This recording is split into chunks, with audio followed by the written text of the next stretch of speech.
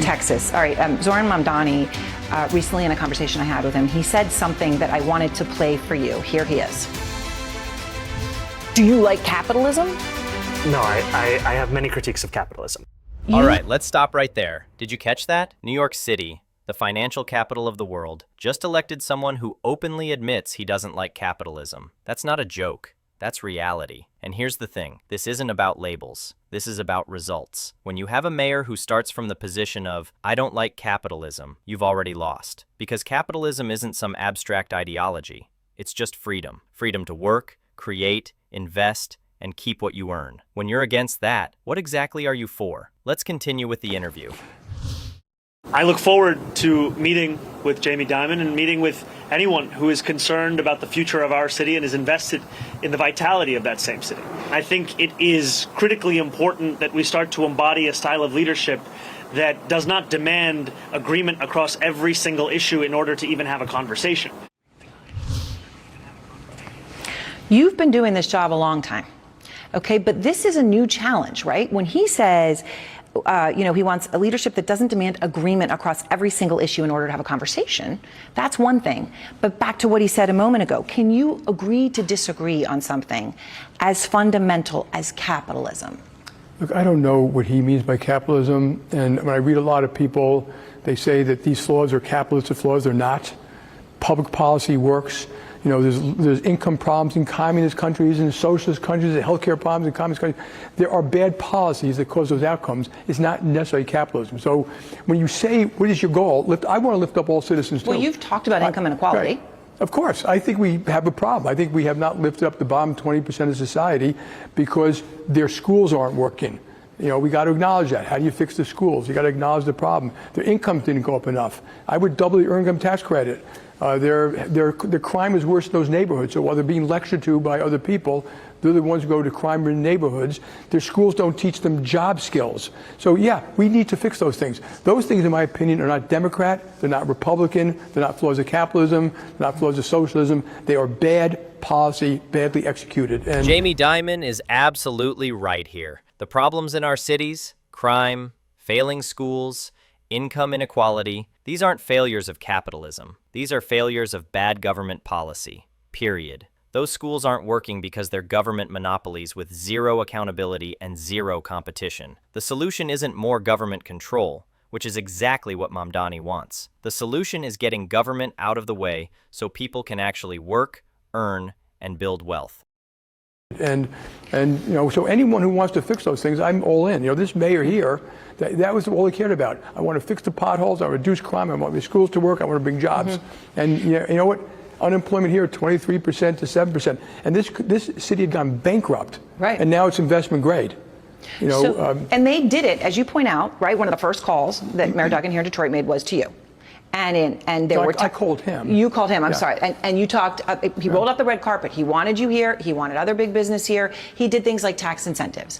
Obviously, what we've heard from him policy in New York has been something different: an increased corporate tax rate, increased individual taxes at the high end.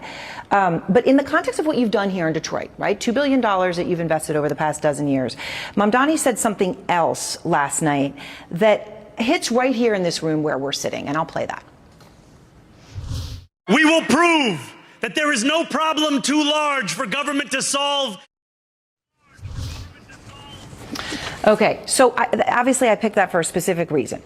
Detroit came back from bankruptcy and has passed, 11 consecutive balanced budgets under Mayor Duggan here. The population here is growing for the first time in nearly 60 years. But the reason for all that, I would imagine you believe, is because the problem was too big for government to solve alone, right? Yeah, I think, first of all, the government and business have to collaborate. If you just think one alone is going to fix the problem, you're probably not going to succeed. And government, and I'm not talking about the city government, government has to, they take your money, they should say what they took it for, what was the outcome. So we don't acknowledge that the inner city schools in New York aren't doing a good job for those kids. That's number one. I don't care if you're a union member, a parent, someone like me, we have a problem. Then you decide how to attack that problem. How do you get them the jobs and skills? And there are things that work. We learn things that work in Paris. We think things that work in Dallas. We think things that work in the aviation high school near Jackson Heights, where I grew up. That's what I care about, is getting the policy right that actually matters. And that can help a city.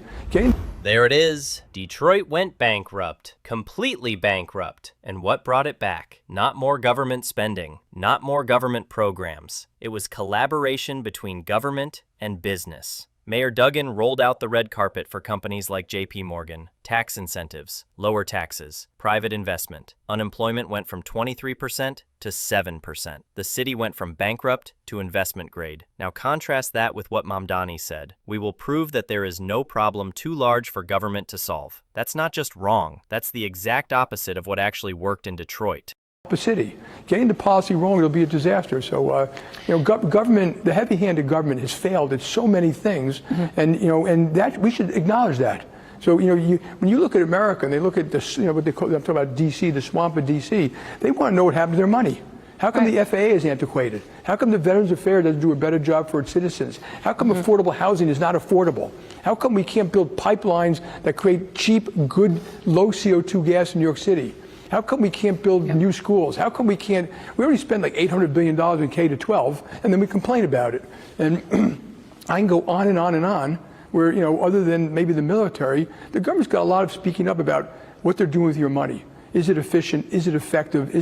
How is it being used? And sometimes, as a business person, I always ask first, am I already spending what I'm doing well before I ask for more? Listen to what Dimon just listed. The FAA is antiquated. The VA fails veterans. Affordable housing isn't affordable. We spend $800 billion on K-12 with terrible results. And here's his key question. Are you spending well? Before you ask for more. That's basic accountability, but government doesn't work that way. Government says every problem needs more funding, more programs, more bureaucracy. New York already has massive government spending. The problem isn't that government is too small. The problem is it's inefficient, unaccountable, and implementing policies that don't Ask work. for more. I know you had a brief conversation with Zohran Mamdani, or at least he told me that you did. Yeah. And I got the called impression it was him, pretty recently, yeah.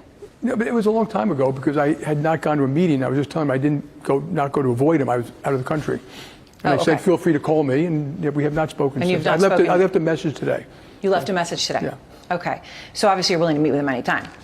If I will, and if I find it productive, I'll continue to do it. Bottom line, Jamie Dimon is being diplomatic because he has to be. He's got $3 billion in that New York skyscraper and 24,000 employees. He can't just leave. But here's reality. New York City just elected someone who opposes the economic system that made New York possible. Someone who wants to raise taxes when businesses are already fleeing to Texas and Florida. We've seen this before. Detroit figured it out. They brought in business, cut regulations, created incentives. It worked. New York is going in the opposite direction, and the people who will suffer most are the ones Mamdani claims to want to help. The people who need jobs, safe neighborhoods, functioning schools. You can't tax and regulate your way to prosperity. New York's about to learn that the hard way. Let me know what you think in the comments.